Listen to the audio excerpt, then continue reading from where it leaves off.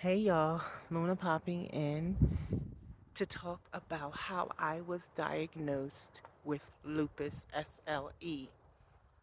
But first, please like, follow, share, subscribe, hit the notification bell so you know when I post a new video. Thank you so much for following along my journey and for being here. I appreciate you.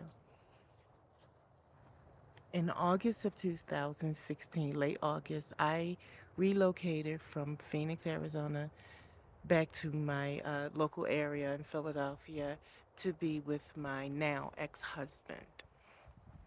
We, or should I say, I specifically told him not to get a place until I got here.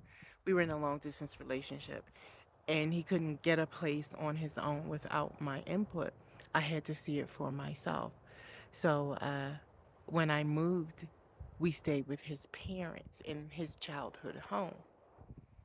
Little did I know that the house was full of aspergillus mold.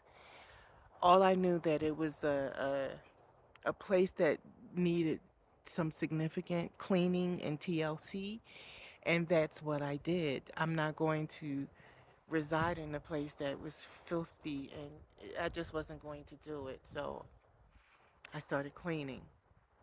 I disturbed the mold. I started having these crazy panic attacks. I would be in the shower of all places. It was crazy. I would have these panic attacks to the point that were so bad. I mean, hyperventilating panic attacks. And I didn't know why. And it was to the point where he had to come because it was his parents and his brother who lived in the home as well. And he would have to come stand in the doorway of the bathroom because I couldn't shut the door. I couldn't breathe. And I couldn't even shut the shower curtain. It was insane how difficult and labored my breathing was. Long story short, jump to October ish. I was diagnosed with aspergillosis interstitial lung disease. Okay, I'm out of breath. I can't walk the steps. That was that. Okay. Now we have a diagnosis. I was hospitalized at least 3 times, 4 times between in the winter of 16 and 17 with pneumonia. And after I still wasn't getting better. My lung function was getting better, but the rest of my body wasn't. My joints hurt so badly. Then I had this funky little red rash on my face. Then my hair started falling out. And I'm like, what the hell is going on? Within 6 months, because that's how long I had to wait for a rheumatologist appointment. It was 6 months. From maybe 4 months, I'm not sure, between 4 and 6. I can't remember exactly when I sent the referral. I got the referral to see the rheumatologist. But it was so long that someone else knew a different rheumatologist and said, you won't have to wait, go see her.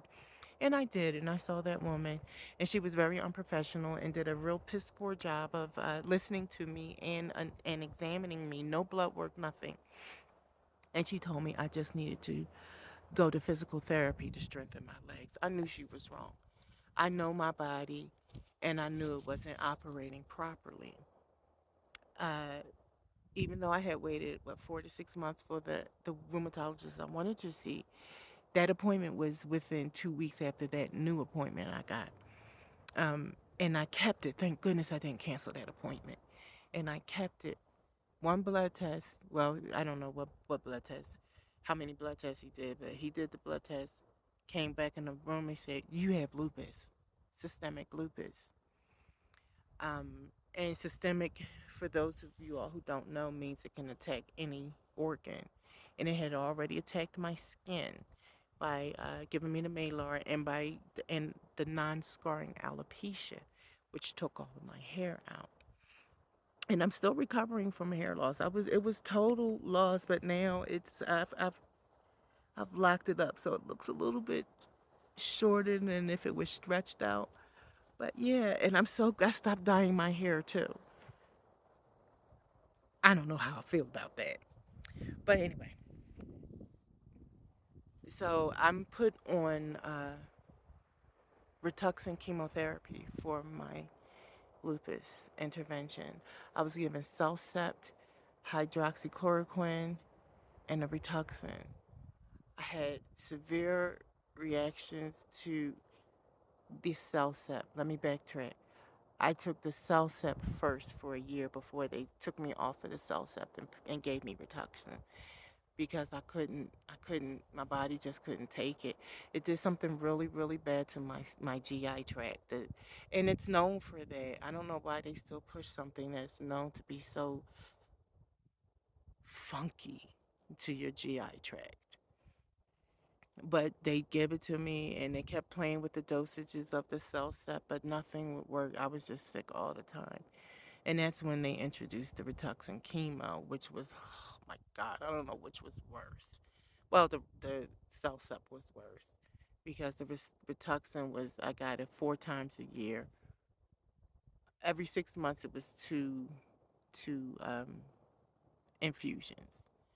So, and they were bad. They were tough. My hair had already fallen out, so I don't know if if there would have been any other hair loss. Um, I had I gained so much weight. I went up to 220 pounds. I was on 60 milligrams of prednisone in the morning, 60 at night, 120 milligrams a day. I was so fat that my eyes looked like they were sunken back into my face and my face came forward. It was just ridiculous how fat I was with the prednisone, how much weight I gained with the prednisone. I like a little hips and some curves and some little pushing cushion for the pushing, but honey, that was blimp ish, and I was not a fan. And my legs were affected significantly during my flare, and that's what it was. The aspergillosis triggered the lupus, which they believe was lying dormant in my body because I had autoimmune disease all my life. I had Raynaud's phenomenon, but that was all I knew as far as autoimmune. My second diagnosis was Sjogren's syndrome. I wasn't diagnosed with lupus until I was diagnosed with Sjogren's in October, but it wasn't until April of the following year that I was diagnosed with lupus. So lupus is not my primary autoimmune disease, but it's still a big one. I deal with pleurisy and costochondritis. Oh my God, is that the worst? Oh, it's the absolute worst. And just overall body failure. It was difficult walking. It had gotten to the point where I lost the ability to walk for a couple of months. Now I use a mobility aid. I use a walking stick because I have difficulty standing from a seated, seated position or like bending down. If I'm in a grocery store, you had to bend down to pick something off the lower shelf. I need something to support myself and to pull my big self back up. This meat suit has taken a beating. I don't know. It's defective, and I want my money back. This is not the business. Why is my body failing like this when I really don't do anything bad to it? It's kind of a mystery, like lupus. The LFA, Lupus Foundation of America, calls lupus the cruel mystery because it is mystery. It's incognito. It hides. They also call it the great imitator because it mimics things. It like for instance, I've had several mini strokes. I had so many that I went to the stroke specialist. Didn't even know one of those things existed until I went to see him. And all my brain scans look 100% normal. The lupus is attacking my central nervous system, mimicking a stroke. So lupus is a cruel mystery, the great imitator. Lupus is so much about lupus that needs to be learned. It needs to be as exposed as a lot of other causes are. The demographic for lupus is disproportionately at the top of black women, African American women, African women, black women of color. And underneath, we have Hispanics, Asians, Native Americans. We're all in that first lump. Then you get men. Yes, men get lupus.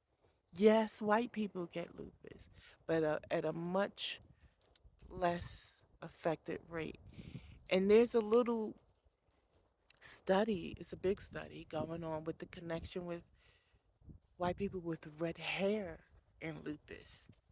So it's interesting. I haven't really been following that because I'm not a white girl with red hair, but it's interesting when I do come across it. I find it very interesting. Any aspect of learning about how to better care for myself and with these diagnoses captures my interest because I want to live. You know what I mean? So after diagnoses, I was put on so many meds. My body just like reacted like, what the hell is going on? And I started getting deformity in my legs. My legs swelled up like elephant man. Like I had elephant man syndrome, and I'm not exaggerating. Limped into my doctor's office and I pulled up my skirt. I was like, my legs hurt so. And his face, he grimaced. He said, ugh, they're so deformed. Sir, can you please tell me how to fix this? That would be greatly appreciated. And he never figured out what it was. They never figured out. And when I have flares, they seem to always concentrate in my legs. That's a big one for me that I really wish they would figure out and get under control because sometimes the pain in my legs can be worse than it just can be really bad and it will send me to the hospital for pain management and I hate going to the ER for pain management, which is a completely different topic, so I'll leave it for that. But yeah, so that's how I was diagnosed with lupus. I moved into my ex's house. They had aspergillus mold. It attacked my lungs, it triggered the lupus, and here I am today, a lupus advocate, and I raise awareness intentionally because there is no cure. And until there is a cure, we're going to keep doing this. We're going to keep doing this. At least, those of us who are advocates, those of us who work with these organizations and within these organizations, we're going to keep doing this because no one should suffer the pain that we have to. No one. There is no cure. So, to any of the snake oil salesmen, please stop. Lupus can go into remission, but there is no cure. Diet, exercise, they definitely help, especially diet, because lupus attacks the gut a lot. Lupus in the gut is a real thing. You should check that out. Lupus Foundation of America had a real good article on a webinar on lupus in the gut that I participated in. It was like, wow, it was really interesting. So educate, educate, educate. That's the best way to deal with care for yourself. The best way possible is through education. So do yourself a solid. Learn the best way to care for yourself because this is a hard life. This is tough. And I wish you the best. Now, warrior on. Boom! Luna out.